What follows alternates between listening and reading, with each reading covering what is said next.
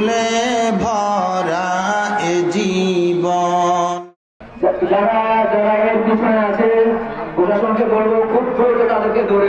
মাওলানা আমিনুল ইসলাম হক, যিনি এলাকায় নোমানী হুজুর নামেই পরিচিত ছিলেন, তিনি একাধারে ছিলেন মসজিদের খতিব ও মাদ্রাসার শিক্ষক।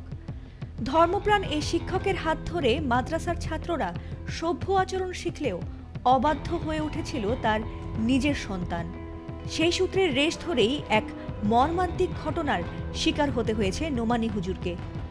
গত শনিবার ঘরে ঢুকে দুর্বৃত্তরা নৃশংসভাবে কুপিয়ে হত্যা করেছিল আমিনুল ইসলাম নোমানীকে। আর এমন একটি সংবাদ প্রকাশিত হয়েছিল গণমাধ্যমে। অনেকেরই প্রশ্ন ছিল, ধর্মপ্রাণ ও আদর্শ চরিত্রের এ মানুষটিকে কে এইভাবে নৃশংসভাবে খুন করতে পারে? অবশেষে অভিযান চালিয়ে ধরা হয়েছে তার খুনিকে, কিন্তু খুনির পরিচয় প্রকাশ্যে আসতেই যেন চমকে উঠতে বাধ্য হতে হয়। কখনো কখনো সত্য এমন নির্মম হয়ে ওঠে যা কল্পনাকেও হার মানায়। কারণ খুনি আর কেউ নয়, তার নিজেরই বড় ছেলে রেদোয়ান হক। তাতে যেন রীতিমতো হতবাক গোটা ভোলা জেলার মানুষ। সবচেয়ে নিকৃষ্ট বিষয় হলো, বাবাকে হত্যার পর তার জানা যায় সেই খুনি সন্তান নিষ্পাপ শাস্তে পাঞ্জাবি টুপি পরে অংশও নিয়েছিল। এমনকি সেখানে বাবার খুনির বিচারও দাবি করে ছেলেটি। অবশেষে 3 দিন না পেরোতেই ক্লুলেস এই হত্যার কিনারা করতে পারে ভোলার জেলা পুলিশ। গত 9 সেপ্টেম্বর পুলিশের জিজ্ঞাসাবাদে অকপটে স্বীকার করে নোমানী হুজুরের ছেলে রেদওয়ান। এরপর শনিবার এক সংবাদ সম্মেলনে এমন চাঞ্চল্যকর খবরটি প্রকাশ্যে এনেছে পুলিশ। কিন্তু কেন নিজের সন্তানের হাতেই খুন হতে হয়েছে মাওলানা নোমানীকে? জানা গেছে, অনলাইন গেমে আসক্ত ছিল রেদওয়ান।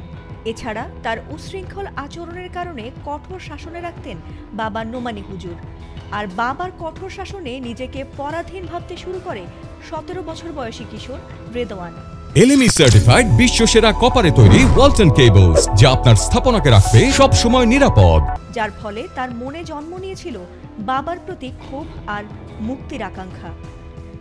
নিজের ভেতরে সে পোষণ করতে শুরু করে, হয় আত্মহত্যা করবে, নয়তো বাবাকেই পৃথিবী থেকে সরিয়ে দেবে। এরপর থেকে সে শুরু করে ফিল্মি স্টাইলে হত্যার পরিকল্পনা। জেলা পুলিশ জানিয়েছে, সিনেমা দেখে দেখে অনুপ্রাণিত হয়ে এই হত্যার পরিকল্পনা করে রেদওয়ান। কোন স্থানে ছুরি মারলে মৃত্যু নিশ্চিত হয় সে কৌশলও রপ্ত করে সে। এমনকি 2 সেপ্টেম্বর অনলাইনে একটি ধারালো ছুরিও অর্ডার করেছিল সে। 6 সেপ্টেম্বর রাতে এশার নামাজ শেষে মাওলানা নোমানী বাসায় ফেরেন। রেদওয়ানের মা তখন নানা বাড়ি, ফলে সুযোগটি কাজে লাগায় সে। বাবার রুমের দরজায় এ সময় নক করে সে। সরল মনে দরজা খোলার সঙ্গে সঙ্গেই ছেলের হাতের ছুরি সোজা আঘাত হানে বাবার বুকে। আঘাত পেয়ে নোমানী প্রথমে ছুরিটি ধরার চেষ্টা করেন এবং সন্তানের কাছে কান্না করে নিজের প্রাণ ভিক্ষা চান। কিন্তু পাষণ্ড ছেলের মনে সেই মুহূর্তেও কোনো দয়া জাগেনি। আরও 4 বার ছুরিকাঘাত করে অবশেষে নিশ্চিত করে বাবার মৃত্যু।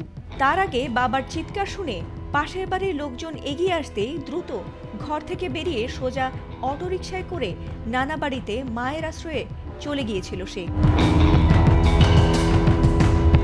এই ঘটনায় পুরো ভোলা জেলা জুড়ে নেমে এসেছিল শোক আর বিক্ষোভ। আলেম ওলামারা হুঁশিয়ারি দিয়েছিলেন, খুনিকে দ্রুত গ্রেপ্তার না করতে পারলে জেলা অচল করে দেয়া হবে। অবশেষে পুলিশ 13 সেপ্টেম্বর সংবাদ সম্মেলনে জানায় সেই কাঙ্ক্ষিত কিন্তু হৃদয় বিদারক এ খবরটি। আর তাতে যেন স্তব্ধ গোটা ভোলার মানুষ।